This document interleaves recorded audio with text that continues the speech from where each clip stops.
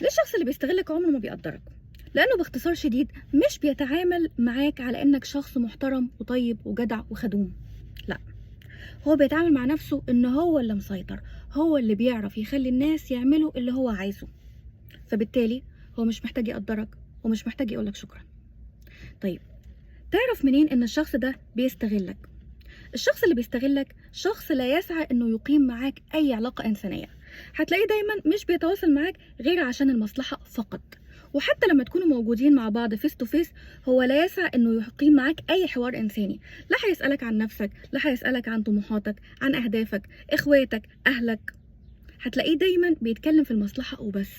هو بيوصل لك رسالة مبطنة إن هو لا يسعى إنه يكون صديق ليك. طب سؤال كمان، إزاي تتعامل مع الشخص الاستغلالي؟ قدامك حل من اتنين. الحل الأسهل هو إن أنت ترفض أصلا إنك تخدمه.